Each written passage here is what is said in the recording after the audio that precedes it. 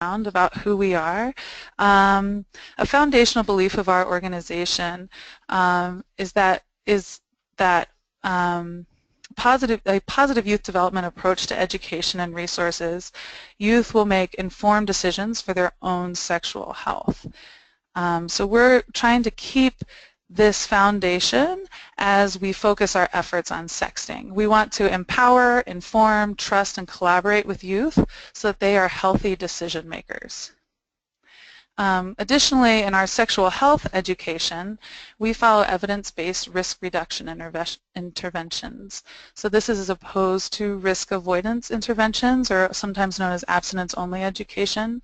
In sex ed, our organization seeks to have real conversations with youth about the options available to them so that they can weigh the risks and rewards that are associated with all of their options, and we help them become decision makers so that when there are not adults in their lives, they're able to make decisions for themselves. And then we also direct them to trusted adults such as their parents and guardians, faith leaders, and other mentors to inform their values. And so through this combination of the medically accurate in-class information and then their at-home and in their community personal value formation, we believe that they can make healthy decisions that will take them into adulthood. So this is how we look at overall youth sexuality. But then when the conversation surrounding sexting became more and more prevalent across the country and in our state, our organization found that it was really hard to keep this lens while talking about media usage.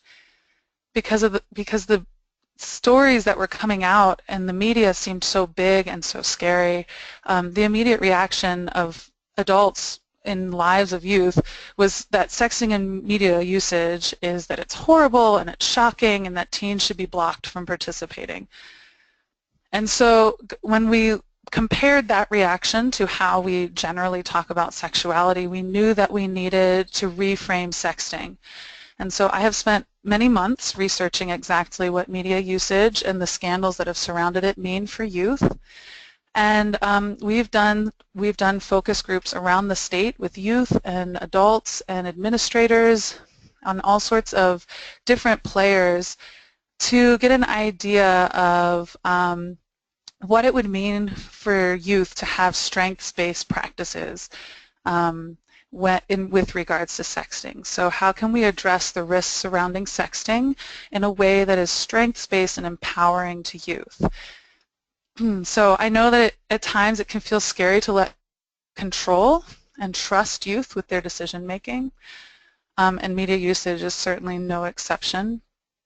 But we know that when teens are able to form their own opinions and decisions, they develop better life skills and are more likely to make healthy decisions for themselves when they're in difficult situations.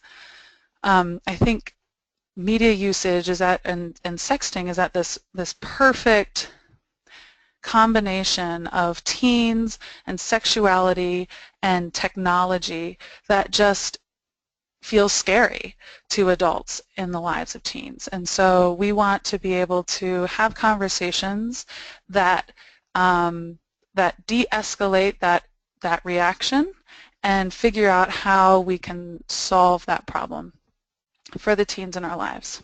So, or help them solve the problem, I suppose, is the better frame. So with that in mind, I'd like to just get a group perspective out there. So if you can type in your message box, in your chat box here, I would love to get an idea of what is it that you think of when you think of sexting. So if you can type in the chat box, just brainstorm what are some of the first words that come to mind. When I say sexting, you say, and then fill in that blank. What is your first reaction? So type them in and send them to us so we can see what you're thinking. If y'all see where the chat is in your control panel.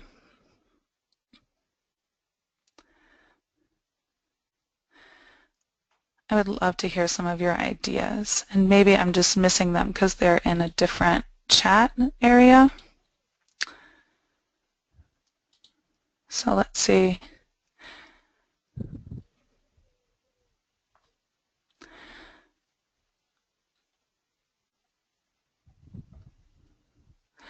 All right, so we have rate texting, we have unsupervised kids, we have pictures. Thank you guys for sharing. What are some other things? False sense of security. All right.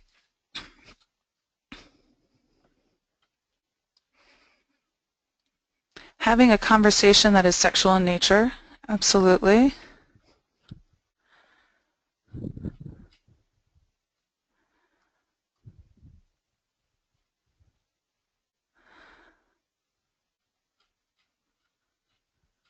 Manipulation, youth exploitation, yeah.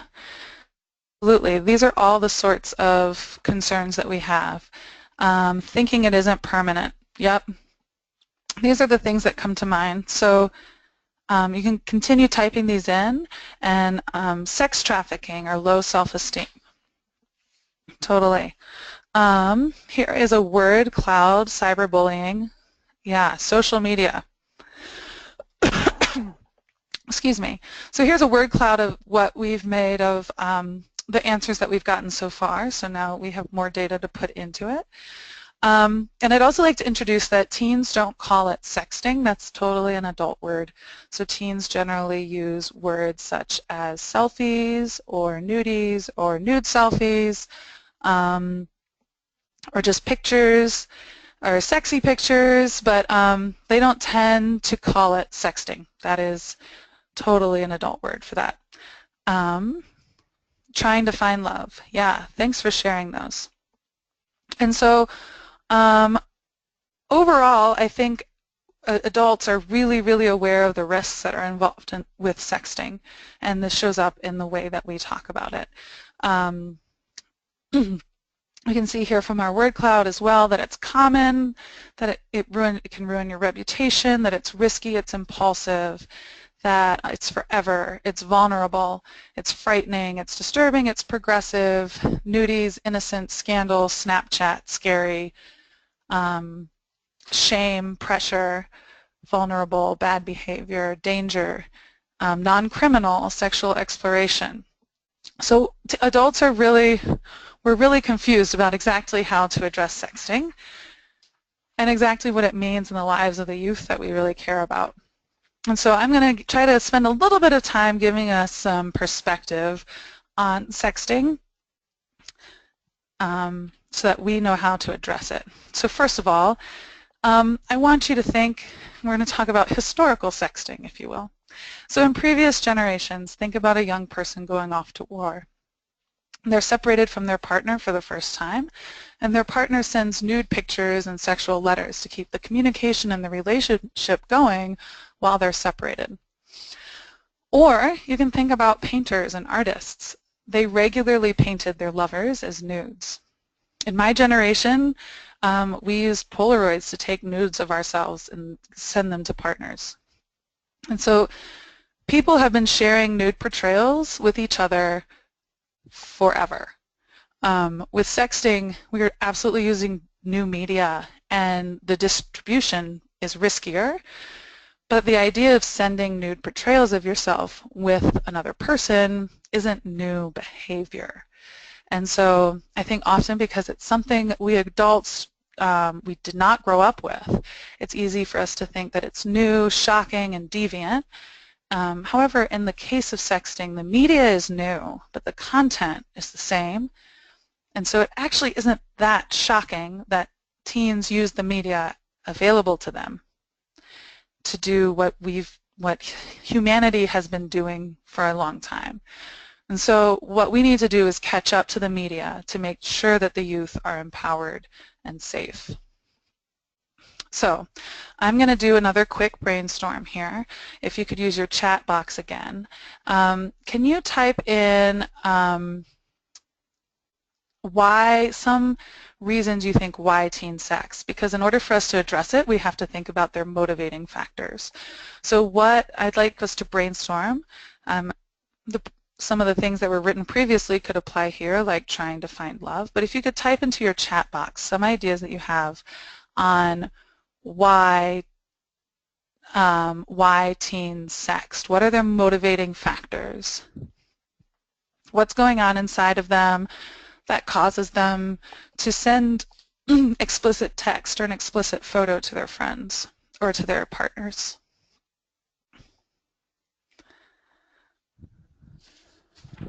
Attention, peer pressure, lonely, all right, wanting acceptance, absolutely, flirting, yeah, what are some other reasons? Exploration of sexuality.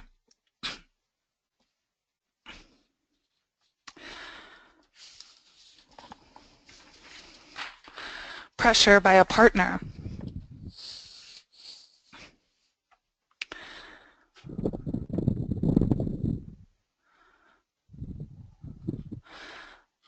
All right, trust, being taken advantage of. All right, so they do it because they trust someone or they're being taken advantage of. They have a low self-esteem. They're wanting to feel wanted.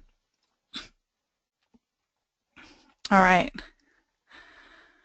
They think it's expected. Yeah, it's part of how they relate to a partner. That's just what you do. Attention or acceptance, that they want adoration, that they're bored. Okay. Trying to please. Curiosity. Yeah. Super. So you can keep typing in. We'll see if anything other person will like them more. Absolutely. All right. So you can keep typing in if you're still typing, and I'm going to keep talking, but we'll see if we get some more ideas out there. So with that in mind, I'm going to read an article that was published on the American Association of Retired Persons website surrounding sexting. And this, or the AARP. This isn't the only article of its kind. If you search for articles on sexting, it's kind of interesting because articles that recommend it to adults show up almost as frequently as articles about the risks for teens. And so as I read this, I would like for you to be listening and jotting down the motivating factors for why adults sext. And then I'll be asking for you guys to share out once we're finished reading it in a moment. All right, so, but the reality is that more and more of the 50-plus set, both single and married, routinely use text messaging to send tantalizing pictures and provocative words to their partner, according to relationship experts. They're using it as a fun and easy, usually harmless way to spice up their sex. Relationship coach Suzanne Blake has seen and heard it all when it comes to sexting, including a wife who enjoys sexting her husband while he's traveling on business, telling and showing him what he's missing at home. While this may surprise some, Blake's not surprised at all. It's a misnomer that the biological changes of aging have led to a decrease in sexuality and sexual experience, she says. Whether they're single or casually dating, married or in a long-term relationship, boomers want sexual activity, Blake explains. They want to flirt. It makes them feel lively and young. Jill, 50, certainly feels fresh and vital when she sexts. It makes you a little more brave, she says. It takes the fear away, your inhibitions. I might be a little bit more bold in a text message than I would be over the phone or in person. It also fits nicely into a long-time couple's busy schedules and keeps things spicy, says relationship and sexual health expert Jeannie James, who recommends sexting to couples who travel a lot, live apart in different cities, or have trouble connecting throughout the day. It's cheap, she says. It's quick. It's right there and nobody can hear you. James continues, it's about setting the stage for sex and keeping passion alive. A cell phone's in your hands every day. You're already doing it. All right, so now let's reflect. What did you hear from the AARP article? Why do adults sext?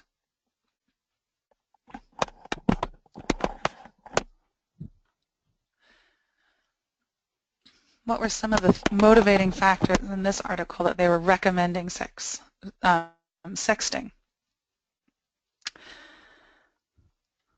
All right, people are answering in the questions box. I actually don't have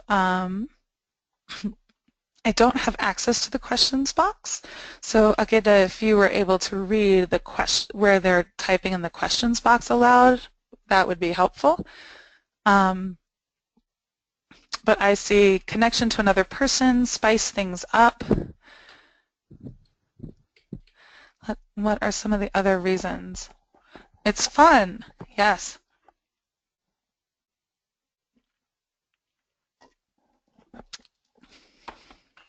I'm also going to apologize because I've been sick this week, so I feel like my voice is going in and out, and I'm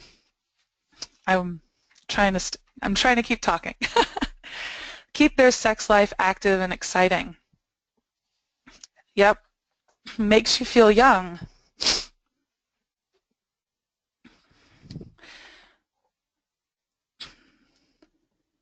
Yes.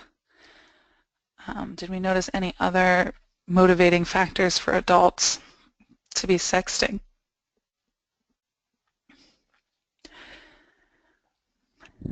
They want attention from their partner? Yes. Yeah, so there were phrases like, you can be brave, yeah. And it's also interesting because innovative intimacy, time issues, totally, yep. So, and it's also interesting going back to you can be brave that when we're talking about adults, you're saying you can be brave and bold, and when we're talking about youth, we say things like they're dangerously uninhibited. And so the very same attribute of media usage for adults is great and for youth is risky. And it's just interesting to note how we frame that differently between adults and youth. We have that it's cheap, yes. That you have a special connection, that you're willing to share something in a dangerous and trusting way. Yes. And so, yeah, they talked about keeping passion alive and that it is, let's see, it's a way, they also talk about it being a form of communication.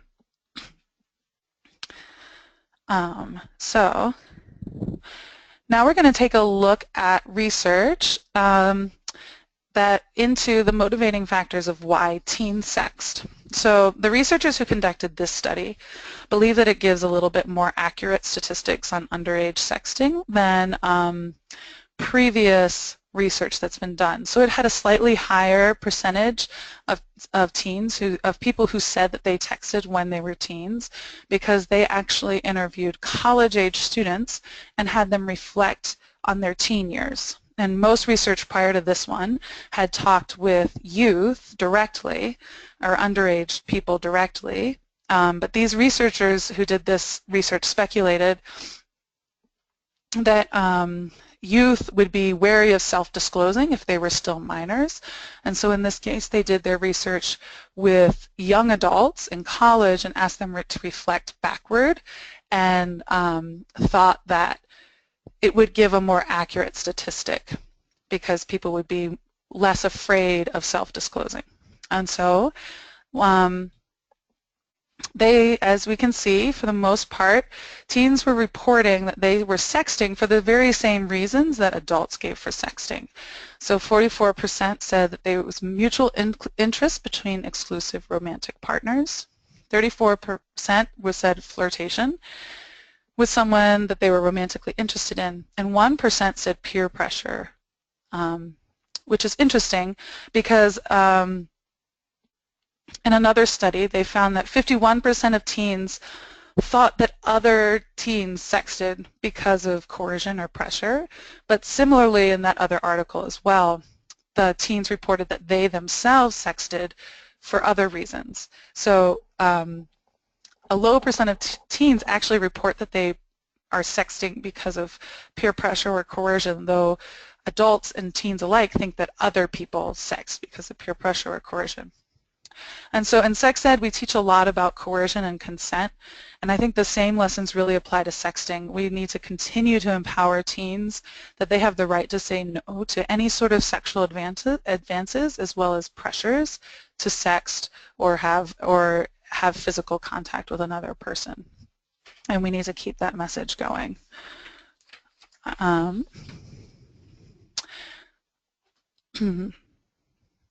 Oh, interesting. So I have somehow lost a slide, which is interesting. So additionally, if we were to look at the statistics, maybe it's further. Oh, here we are. So I'm going to look at the statistics of the prevalence of sexting. So in the same research that we were quoting earlier, 54% of teens said that they sent sexts, so this is with or without images, so either explicit text or explicit pictures as minors. And so when we're talking just texts, it was pretty evenly split that it was 59% of males said that they had sent texts, explicit text, and 54% of females said that they had sent explicit text. And then 28% of teens said that they had sent photographic sexts, so had sent explicit photos to a partner or a person. And in photographic sexting, it's true that there are more than twice as many females who are sending photos as males. Though I do want to also point out that often when we're talking about sexting, we really talk about it as being a problem for young girls. And while there are more than twice as many females as males who are sending explicit photos, that even if I think it's something like 70% of females and 30% of males, to absolutely neglect 30% of males, 30% of the sexting population by only talking about female sexting is really doing a disservice and neglecting behind ostracizing part of the population. And so we really need to be addressing not dropping male sexting from the conversation, because it's still a common experience for males as well. So to look backwards, because sorry I got my slides out of order, it's really important that as we're talking about sexting that we're going to have to think through both motivating factors and the risks in it, because in order to understand a behavior we really have to understand why people do things and what they get out of it. What is the benefit? And the bottom line is that people sext because they find benefits and rewards in it, and people do things that they like to do. So in order to have real conversations with youth about sexting, we need to be able to acknowledge that it has benefits. So just as we were reading in the AARP article, as well as many other articles that you can find for adults, media has increased people's communication ability. People are able to communicate in real time with partners outside of the face-to-face interactions that they may be afforded in their everyday lives. Sexting is a form of communication that can really bond people together. Adults regularly report that sexting has strengthened their romantic partnership. And this is true for youth as well. Also, people sext because it's pleasurable. It's flirty, it's fun, they like it. And we have to acknowledge that. There's a motivating factor there. And then finally, when it comes to some of the most common concerns we have with youth sexual health, there's actually a low risk of STIs, HIV, and pregnancy. And there's no risk is what I mean to say. And they're not saying that online relationships are safer than real life ones, but some of the common lifelong physical risks of youth sexual activity are non-existent in sexting. And so this means that we're going to need to help support young people to understand and address the complex and less obvious risks of sexting. So let's think through what are the risks of sexting. And so I've tried to succinctly-ish list off the risk that people face, teens and adults, anybody who would face when sexting. And these are the risks that we need to recognize and address, and I'll try to break down and discuss each one. But feel free to let me know if you, also feel free to type in if you have questions along the way. I am trying to keep my attention on the chat box to see if questions are coming in, but feel free to type them as you're going. because I would love to try to address them.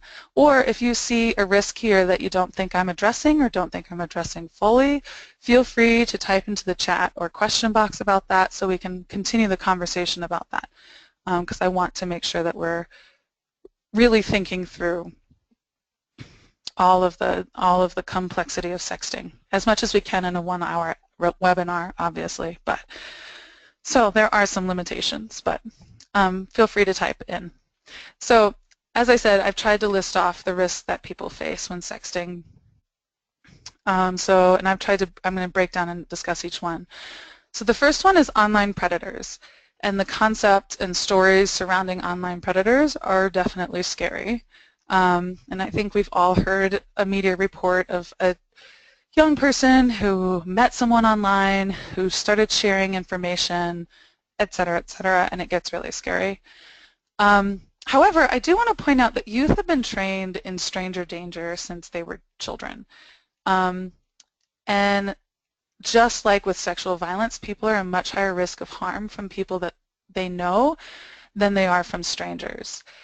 And this, which is also true for online usage. So in a study that I was reading, youth were reporting that they were aware of the risk of online predators, and when they would ask if they would share their photos or contact information with someone they didn't know on the internet, they responded resoundingly with no. And by the way, this study is one of the resources on the last page, so if you want to, I have a lot of resources if you're interested in reading more. So this doesn't mean that we can't rest and stop teaching about the risk of online predators, but it does mean that our education is getting across and we need to continue. I think it's particularly important that we have conversations with youth about what grooming looks like so that youth are able to identify some of the grooming behaviors early and shut it down. But youth, in most of the research I've read, all the research I've read that addressed it, youth were aware of the risk of online predators. So we need to continue teaching that. The second risk that I have here is permanence. We're afraid of how something that is on the internet can remain there forever. So it's true that things can remain forever on the internet and in media. It feels that way, and in some ways it's true. You can Google it, you can still find Monica Lewinsky, etc. It's still there. And so if a person is involved in a scandal, that can be hard to put behind them. Absolutely. And so online presence is very important to address with youth and helping them understand the permanence of online presence. One way I'd like to think of addressing this would be to have a positive youth development or strengths-based approach to that conversation. So this would look like, instead of focusing on how mistakes are hard to bury, we could talk with youth about how to create a positive online presence for their college applications and future careers. So to have conversations with youth about how to create a blog or a Twitter persona about the issues that matter to them, and think about how to curate a positive online presence that will get them into the careers and the life goals that they're interested in, be that via athletics or social issues or whatever, political issues, that they can create an online presence that will further their futures, and how that can be very important. So the next risk I'm going to address is the privacy. So this is a real fact that an electronic image or text that's been shared with one person can be shared with any person. And the problem is that this sentiment doesn't protect a person who trusts. It shames and blames the trusting person who took a photo and shared it with the person that they trusted, and then that person violated their trust. So it considers the world in which people violate trust as inevitable, instead of saying that the person who trusted, it blames the person who trusted. It blames the victim in this case. So, and I'd like to counter this notion with the case of credit card usage on the internet. So we consider many things public on the internet, but we hold our credit card privacy really seriously. And so if a company is hacked and the secure information is stolen, people are held responsible for that breach. And we don't go and let credit card information, we just don't let it go lightly and say, well, that's inevitable. There's no privacy. We're just going to let that go. Anyone can have it. We find out who's responsible for the breach, and we do something about it. And companies are required to have secure online purchasing as part of offering online purchasing. But in this case of sexting violators, we don't hold them responsible for their breach of trust. Instead, we look at a victim who has been the trusting individual and say that person should have known better than to share. And we blame them. And so while photos can be shared on the internet, and that is a real risk that sexters must be aware of, we also could take steps to make it unacceptable to share photos, particularly in the cases of teens. So just like I'm not okay with having a world where we say that women can't walk alone at night, that they can't have alcohol, I want a world in which it's not okay for people to rape. And similarly, I want a world that tells women that they don't have to be silent on the internet, that we create a world in which people don't violate trust and that there are repercussions for violating trust. Before I hit the last point, well, I guess I can go ahead and do that. And then the final thing is that the law is a really huge risk for teens and sexting. It's a complicated process, so we'll talk about it a little bit more in depth, but this is actually one of the sources and one of the biggest risks for teens when they're involved in media usage. So I'm trying to look at what some of these other risks are. So here's a question about how many teens at a later date regret they sent nude photos, especially if they get out to others at the school. I honestly don't have that specific statistic. I do, to put things in a little bit of context, however, if you think back to some of our previous slides, something like 28% of teens have sent nude photos. And yet the times that we've heard about it is actually very few, the times where it's been something that's been shared widely throughout a school, which is just an interesting perspective to have, to realize that somewhere around a little less than 3 out of 10 youth have sent nude photos. And when we do hear about it getting out around a school, it is a big deal and it is horrible, and I absolutely guarantee the person who sent that photo would regret that. But it's actually interesting to put in perspective how infrequently that actually happens. That there are real risks of revenge porn out there, which is, if y'all aren't familiar, revenge porn is when someone has a nude photo of someone else, and as a way to get back at them, they share that photo widely, and that's what revenge porn is called. But it is interesting, actually, how few cases of revenge porn it is for the frequency of youth sexting, which means that youth actually do keep photos more private than we might initially think.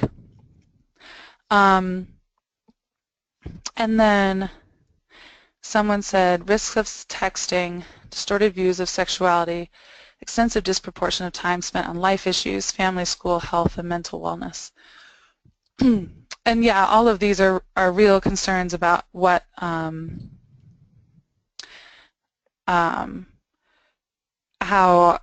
sexting fits into like a bigger life, healthy lifestyle, and how that changes view of your own body and sexuality and things like that. Yes.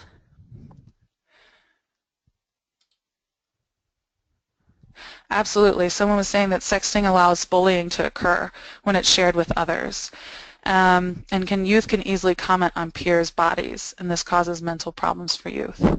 Yes. And we'll talk further about that. This again goes into what I was saying earlier, where sexting allows bullying to occur because we don't, because it can be shared and there are not actually like lots of repercussions for having shared a photo. And so victims have no recourse, and bullying occurs because victims cannot defend themselves in the way that the law is currently set up. And yes, there's the youth comment on peers' bodies all the time, not just with sexting, in all sorts of situations. It's true. And it's a big deal for youth. So I'm going to continue on talking about the federal law. So in Colorado and in many other states, there has not been another law passed so that sexting, teen sexting, is considered child pornography because it is a nude representation of an underage person. And so originally child pornography laws were created to protect youth from being taken advantage of by adults. So in the cases of child pornography, adults were taking pictures of children and using them in an adult market. And this law worked well when we were in the Web 1.0 phase of the Internet. So this describes when the Internet was a place where you could access information that other people created. And since then, the Internet has developed into what we call Web 2.0, and now people create their own content instead of just consuming the content of others. And so the original intent of the law has not up to change in the producer and consumer of content to caught up to what that would mean for youth creating their own images. So what does that mean when a youth are creating images of themselves and sharing them consensually with a partner? Is that still considered child pornography?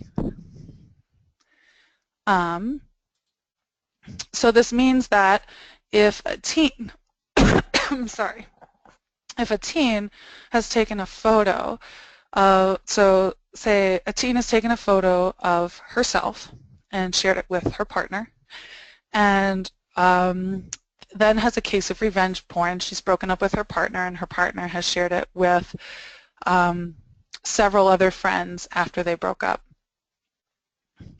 She now has no recourse because she is both the victim of having had her trust violated and her photo shared broadly, and she's also the perpetrator because she's the creator of this child pornography. And so there have been cases there have been several cases where a teen has been tried as a child pornographer for having their photo that they created in a consensual relationship shared without their consent, which is very, very difficult for victims. And this means all the things that follow, that the person would be registered on the sex offender list, and there's really no recourse for the person whose trust is violated. And it also makes it really difficult for mandatory reporters because, as we talked about earlier, if 28% of teens are sexting, are sending explicit photos, and those photos are considered child pornography, then a mandatory reporter, if they know about that behavior, would need to report that as the production of child pornography, which is really difficult. That's a lot of teens that could be tried for a pretty serious offense. So clearly, this interpretation of the law really severely criminalizes youth and will not work as a positive youth development approach.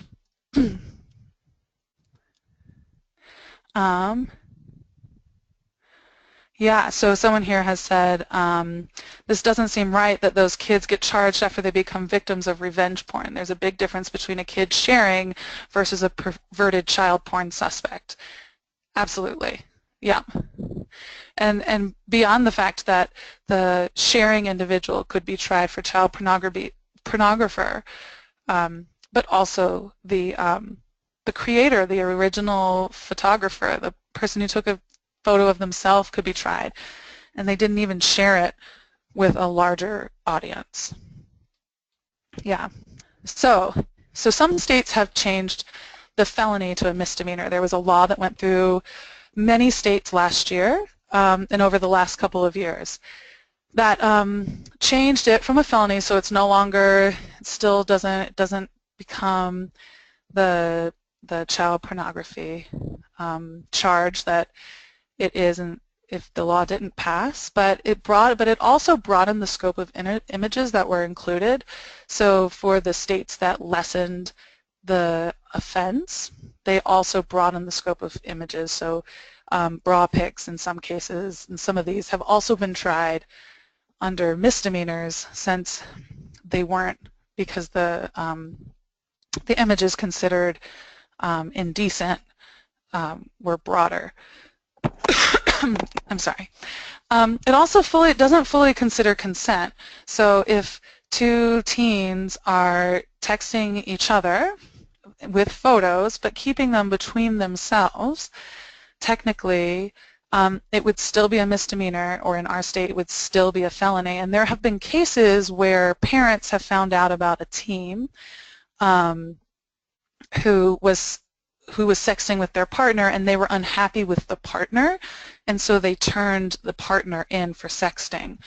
And so even though the couple had kept that as consensual and private, and nobody had shared unconsensually with other people, it still was tried as a felony or a misdemeanor, depending on the state and the time. It also still doesn't protect the creator or the potential victim, and it still criminalizes what is a pretty common youth behavior. And so Colorado had one of these bills in this past session that was voted down. And then aren't most states moving to divert sexting teens from the criminal justice system?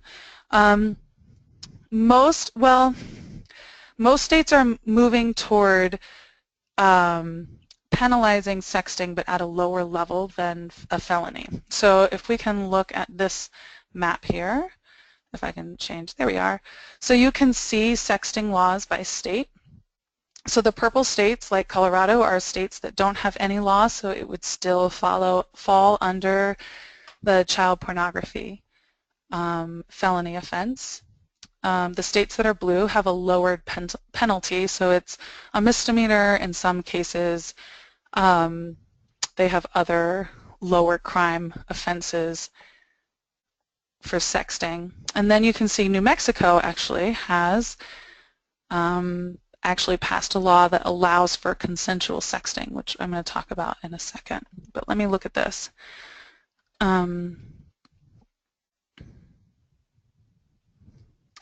So are states and school boards considering the opportunity to include in schools an educational program about sexting, repercussions of sexting, etc.? So yes and no. I think a lot of schools and school boards and places are really interested in discussing it, but I think it becomes complicated in figuring out what that discussion looks like. And I'm actually going to, in a little bit, I'm going to talk about a few different sex ed curricula that I know of, actually not all of them are even sex ed, some of them are just media curricula that, that address sexting and help you think through sexting and repercussions, etc.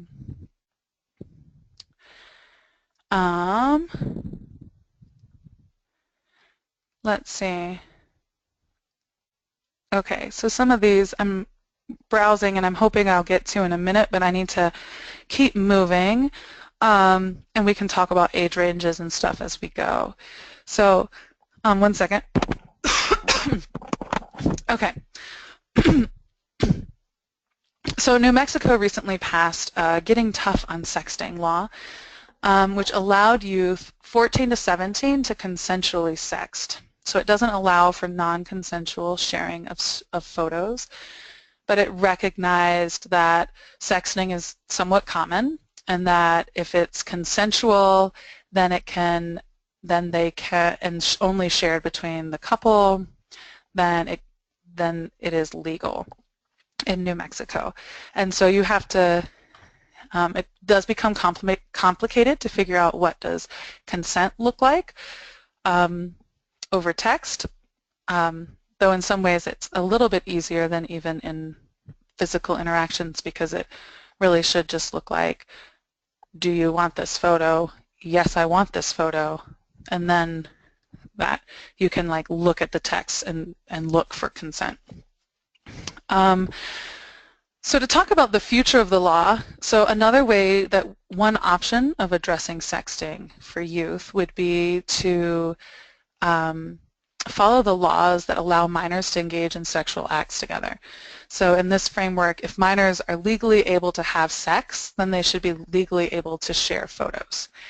So with this idea, there would still be repercussions for people who violate trust, who do things non-consensually, just like there is with other sexual interactions.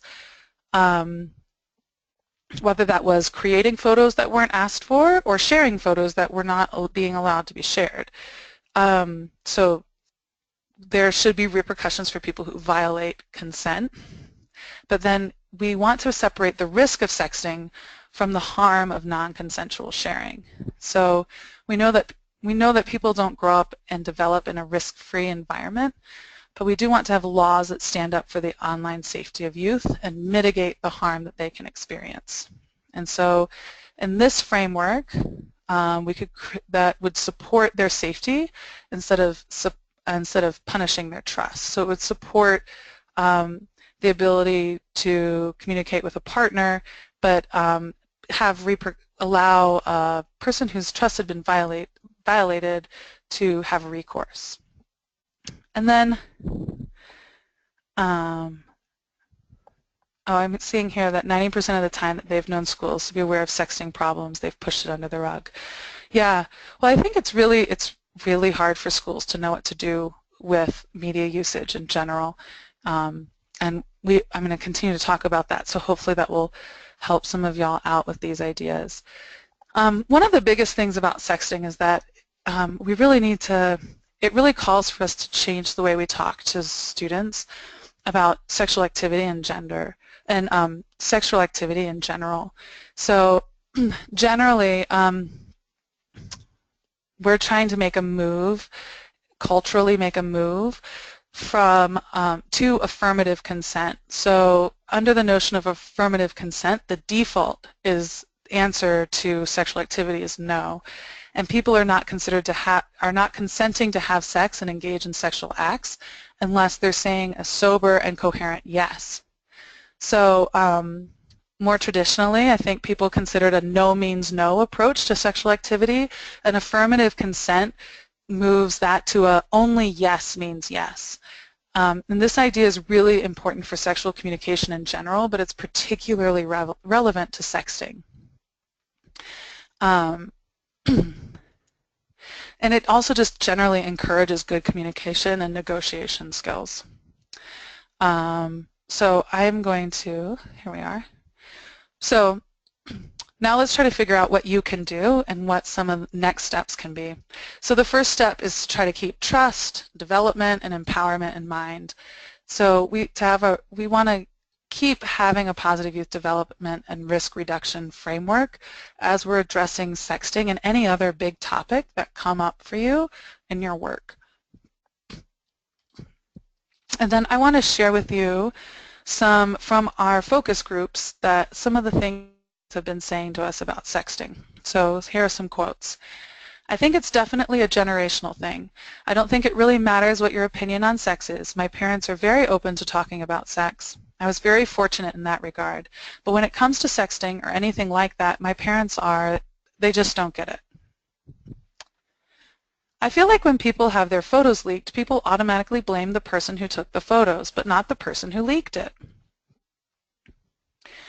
I think it's stupid because if a girl sends a picture, people will talk about her like, oh, you're a slut, you're a whore. But if it's a guy, it makes him more of a man. If we were taught how to do it safely, then it'd be much less of an issue. I wish adults would just be straight with you about it, not try to scare you with it. So those are some of the things that teens have been saying to us, and pretty unanimously, about what they need from adults in their lives with regards to media usage and sexting.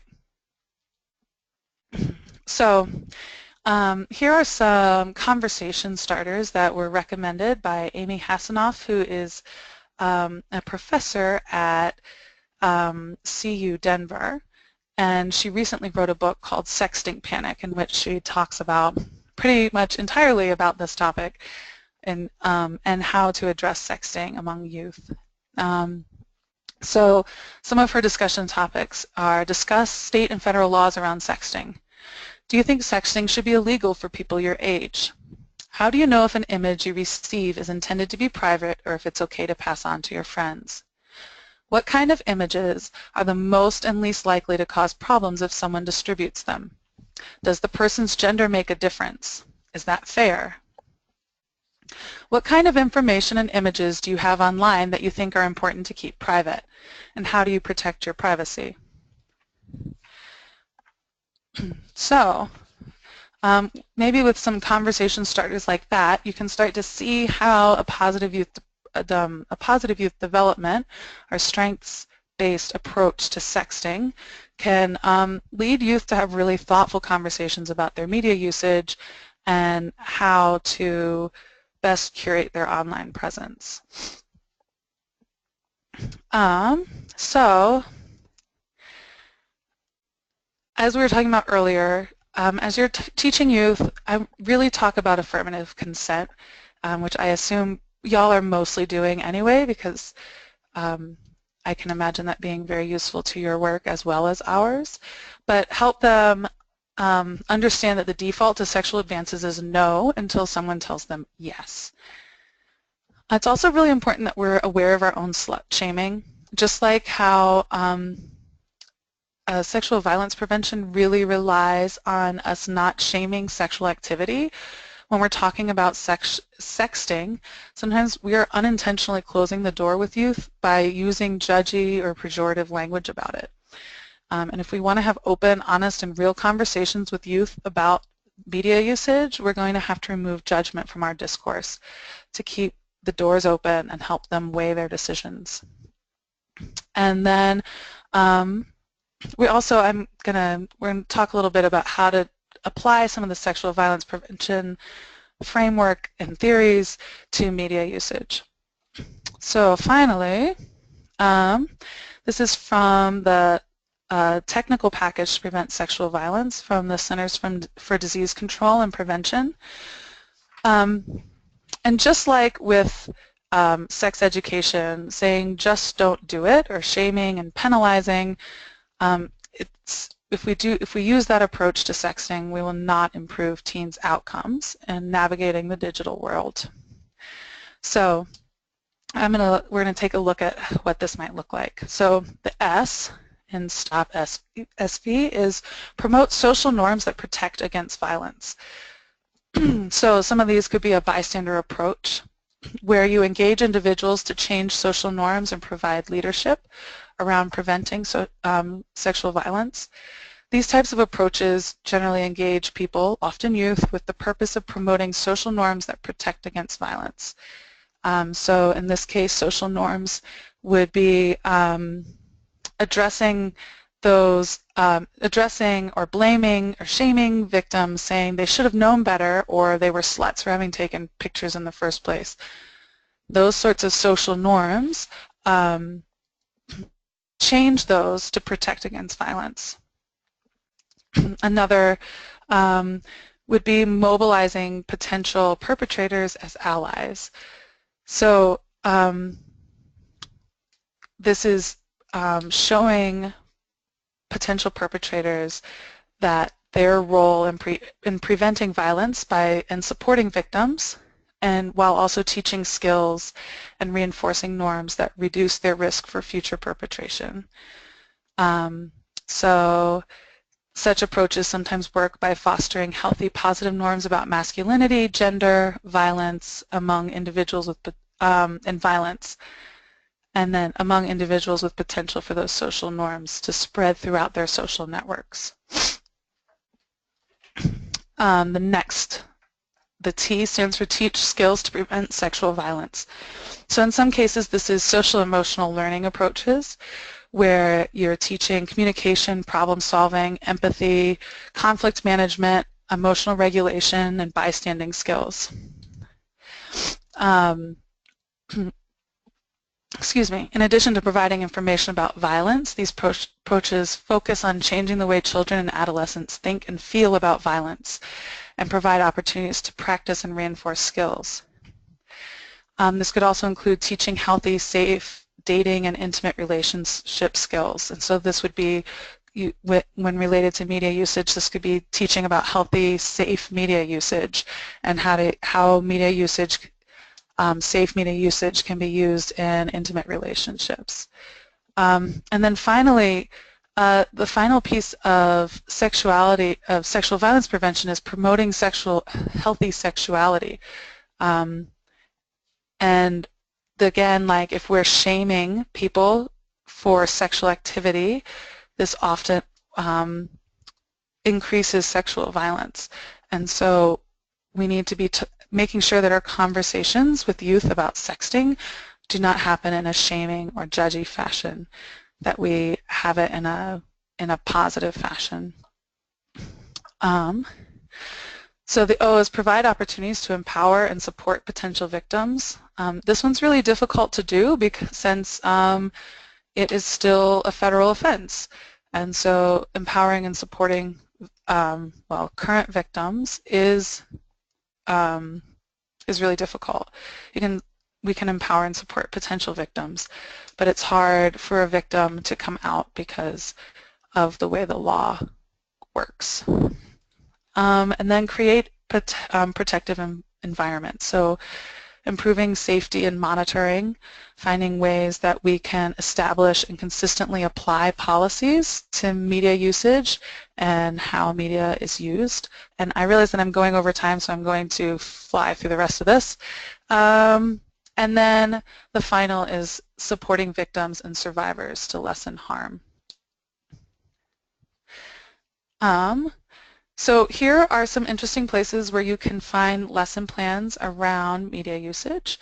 And FLASH is a sexual health curriculum that has lessons on media usage, as is 3Rs, which is available online for free from Advocates for Youth. Those both have really great media usage lessons as part of the sexual health curricula. And FLASH is also a sexual violence prevention curricula as well. But if you're looking specifically for media lessons, the Common Sense Media and the Teaching with Selfies from the Creative Commons, both of those are free online, and they're strictly covering media usage. The Common Sense Media lessons they have media usage lessons for every grade, several of them, which is really interesting, from all different sort of perspectives, like how to prevent plagiarism to how to create an online presence to how to deal with online predators, etc. It's really interesting. And Teaching with Selfies is more of a sort of high school lesson plan that is specifically on sexting and photos you take of yourself. So yeah, I'm going to end with that. And if anyone is left, you can ask questions since we're over time. And while you're typing questions, I'll go ahead and mention that Amy Hasanoff, who wrote the sexting book, is actually going to be talking at our conference called Raising the Bar in October. It's October 14th and 15th at the Magnolia Hotel in Denver, and you can register on our website if you're interested. But there are going to be several interesting people who are talking about Raising the Bar as a conference on youth sexual health across the state and how to advance youth sexual health and what's going on across the state. So if any of our topics are interesting to you, you can contact me or go to our website and see more about the conference. Does anyone have any questions for me?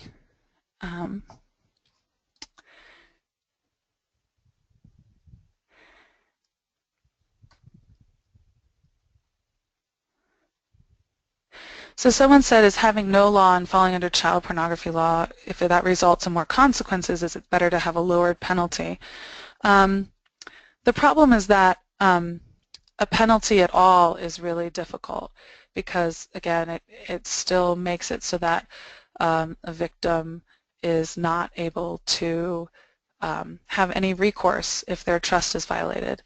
And so even if the penalty is lowered, as I talked about earlier, a lot of the, pretty much all the laws that lowered the penalty often also broadened the scope of the images that were considered against the law. And so it still makes what is a somewhat common behavior amongst teens illegal. And so yes, yes, we want teens to have lower penalties, but really we want teens to have no penalties. So in some ways, if a law lowers the penalty but will block the way from us getting to a place where there's no law that gives there's a law that gives no penalty for consensual sexting, it would inhibit the progression, if that makes sense. I don't know if I answered that fully eloquently, but it is tricky because in some ways it feels better to have lower penalty, but it still makes it still means that there's a lot of what a lot of youth behavior would be considered criminal, and even more youth behavior would be considered criminal because of the broadened scope of images.